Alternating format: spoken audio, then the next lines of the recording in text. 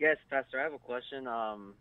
In Romans chapter 2, it starts out by saying, "Therefore thou art inexcusable, O man, whosoever thou art that judgest for," and it goes on to um, say those things. In Romans chapter 1, it talks about the reprobate doctrine.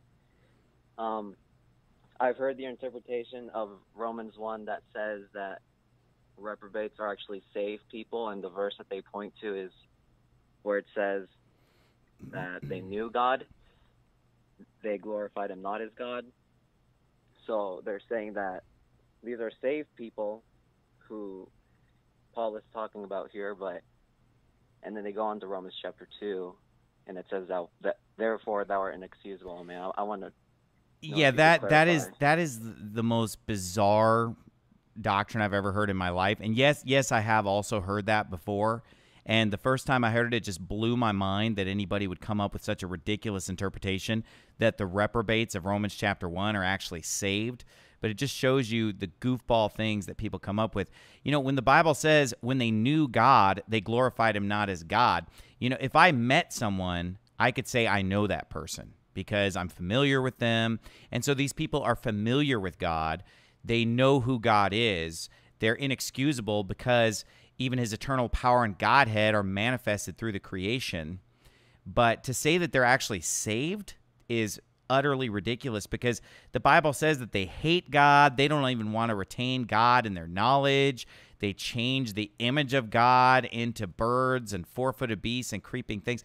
I mean, what kind of crazy doctrine would it be to think that saved Christians are reducing God to an animal or hating God to where they don't even want to retain him in their knowledge? And so I don't want to spend a lot of time debunking that because it's so foolish that it's not worth going on and on about, because I think any honest person could just read Romans 1 and see that there's no way that these people are saved. As far as chapter 2, when it says, "Therefore thou art inexcusable, O man," whenever there's a therefore, you have to see what just came before it.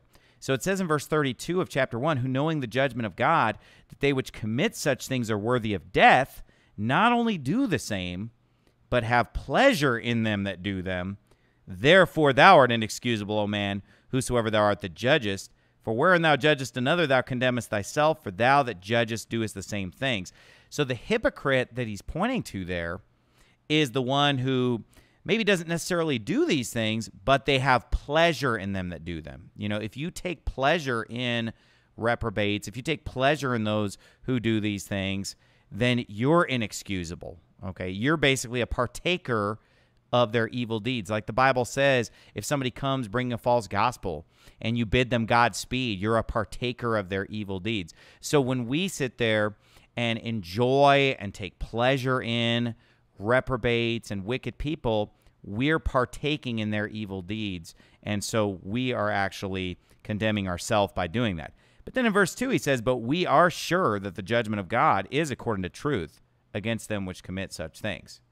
So we don't want to misuse chapter 2, verse 1 to somehow give a pass to the reprobates of, hey, we're all guilty, because chapter 2 says, no, the judgment of God is according to truth against them which commit such things. So is that answering your question?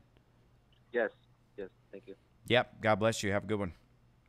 Yeah, what'll they think of next? Come on. People are saved just because they knew who God is. As soon as they knew him, they glorified him not as God. Neither were thankful, but became vain in their imagination, and their foolish heart was darkened. That's not somebody who's accepting Christ. That's someone who's rejecting Christ. Give me a break.